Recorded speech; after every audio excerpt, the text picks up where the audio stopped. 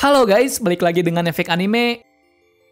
Setelah kemarin kami telah membuat spoiler One Piece terbaru, ternyata sehari setelah itu muncul spoiler lengkapnya atau dalam artian lain versi fullnya. Nah, pastinya bila kalian sudah melihat video kami kemarin, pasti kalian sudah tahu beberapa poin tersebut. Penasaran bukan seperti apa isi chapter ini? Berikut penjelasannya. Tapi sebelum kita menuju topik utama, jangan lupa untuk klik subscribe dan nyalakan lonceng notifikasinya agar selalu mendapatkan update seputar informasi anime dari kami. Dan berikut penjelasan One Piece chapter 1057 versi Efek Anime.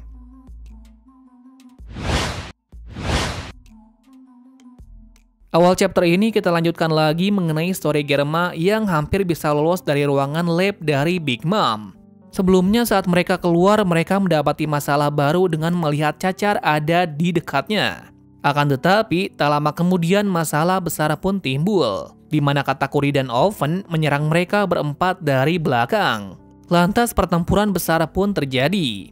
Ternyata dalam story Germa kali ini, tanpa pikir panjang Caesar pun bergerak menyerang menggunakan gas beracunnya itu ke arah pertempuran. Lantas di pihak siapakah Caesar ini?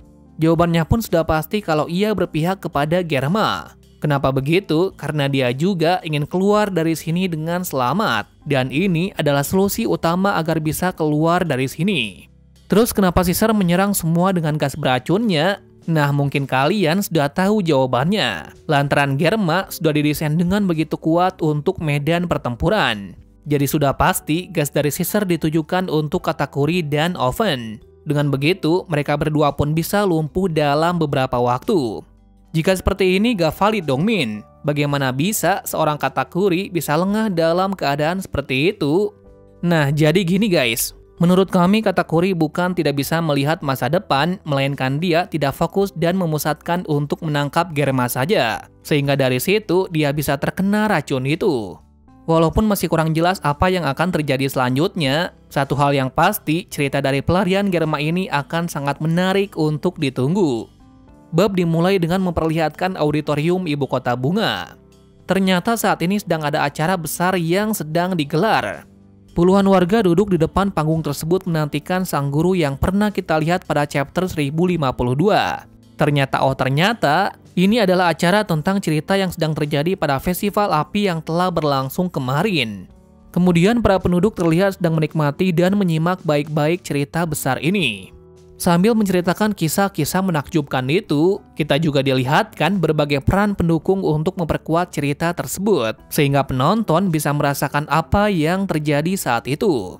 Walaupun sang guru ini tidak memiliki penuturan kata yang baik, tetapi semua orang memberi kehormatan telah berhasil menceritakan kisah nyata yang begitu epik. Panel pun berganti pada sisi dari Momo dalam bentuk naganya sedang menuju ke laut bersama Kinemon dan Yamato. Akan tetapi dalam perbincangan itu Momo dikejutkan dengan pernyataan dari Yamato mengenai ia tidak akan pergi ke laut. Jelas saja Momo terkejut karena sebelumnya dia sangat yakin kalau Yamato akan pergi. Yamato menjelaskan kalau ia ingin menjadi Oden. Maksudnya sebelum pergi dari pulau ini dia ingin mengetahui lebih jauh dan seberapa besar Wano Kuni itu sebenarnya. Karena inilah yang dilakukan oleh Oden dahulu. Mendengar perkataan seperti itu membuat Momo semakin marah. Apalagi Yamato dan Luffy sudah mendiskusikan hal itu sebelumnya. Kenapa dirinya tidak?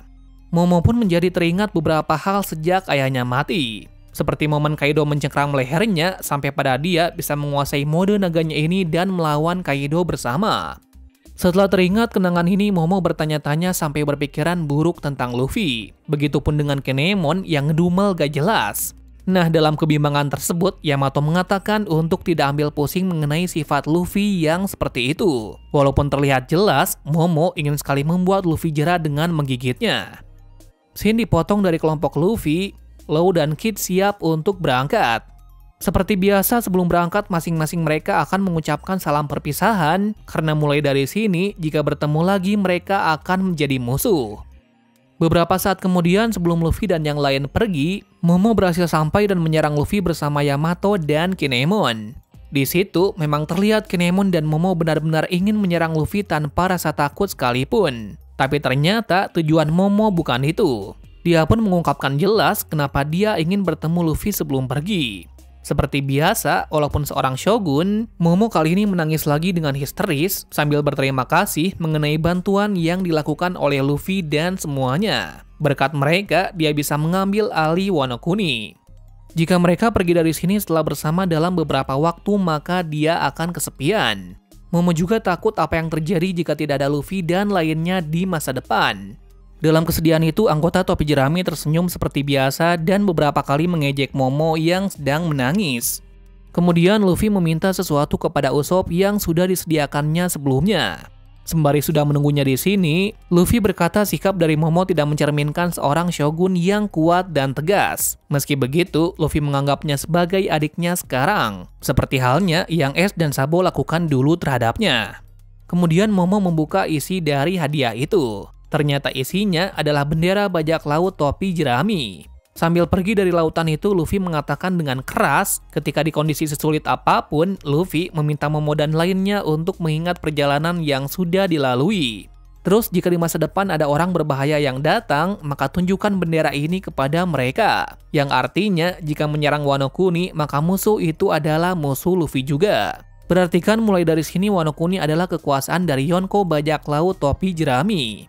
Tidak hanya itu, Luffy mengatakan jika suatu saat nanti waktunya tiba, siapa saja dari kalian yang ingin berlayar, maka ia siap menerimanya. Akhir kata perpisahan itu, Luffy menyerahkan semuanya kepada Yamato. Setelah mereka semua pergi, Momo berkata kepada Kinemon bahwa suatu saat nanti ia akan melampaui ayahnya. Yap, tepat sekali, Kinemon menjawab dia akan menyaksikan hal ini nantinya. Sedangkan di laut, Law, Kid dan Luffy sudah akan meninggalkan batas Wano Kuni. Nami memiliki ide yang baik daripada melewati air terjun itu, yaitu melewati Hakumai. Akan tetapi dari samping dengan lantang, Kid mengatakan jalan itu sangat pantas untuk pecundang. Jelas akan hinaan tersebut membuat Law dan Luffy tersulut amarah, sehingga mereka meminta pengemudi kapal untuk menuruni air terjun itu. Bodohnya dengan hal ini, kapal mereka semua terjatuh ke air terjun tersebut. Sontak Luffy, Law dan Kid malah menunggu siapa yang cepat dan berkata ini dia, sedangkan yang lain tidak, kita akan mati. Hahaha, emang 3 orang gila ini akan berkompetisi di situasi apapun. Inilah kebodohan dari 3 generasi terkuat yang akan mengarungi dunia baru. Di sini kita dilihatkan narator menjelaskan kekuatan penjahat ini mulai sekarang tidak bisa diremehkan lagi. Mereka semua telah membuat kericuhan besar dengan kekuatan seperti Raja Kebijaksanaan. Bahkan Kaido dan Big Mom tidak bisa mengalahkan mereka. Sekarang mereka pergi dengan nafas terakhir yang membelah langit. Kita beralih lagi dari guru yang menceritakan kisah kelam saat pertarungan Onigashima. Terutama pada waktu itu, euforianya saat kematian dari Orochi. Hiyori sontak mengatakan dengan lantang bahwa Orochi dilahirkan untuk terbakar. Warga pun sontak berteriak saat Hiyori menangis mengingat masa-masa kematian ayahnya. Tak luput dari kesedihan itu, Geisha bersama Otoko memainkan shamisen dengan keras yang membuat kisah tersebut menjadi sangat dramatis dan menyedihkan serta mengharukan. Kemudian pada scene yang mendebarkan tersebut kita dikasih foto dari keluarga Momonosuke dan lainnya, yang kemudian membuat scene ini menjadi sangat epik. Di samping itu narator berkata inilah kisah tentang bagaimana para pejuang terkenal pernah mendapatkan kembali kejayaannya, dan mereka melakukannya tepat pada waktunya. Akhir bab kita dikasih lihat Momonosuke yang membawa bendera kelompok topi jerami sedang kebingungan. Ternyata dia bingung menempatkan bendera itu di mana. Sedangkan di salah satu bagian panel narator berkata, sekarang mari kita istirahat sebentar. Jika kesempatan memungkinkan, kami berharap dapat melihat Anda kembali ke sini lagi. Apakah maksud dari penjelasan narator di akhir bab tersebut? Nantikan saja chapter minggu depan. Dengan hal ini juga mengakhiri babak ketiga arc Wano Kuni yang telah lama berjalan. Bagaimana menurut kalian? Apakah arc Wano Kuni ini lebih epik dari arc lainnya? Terima kasih sudah menonton video ini dan sampai jumpa di video selanjutnya.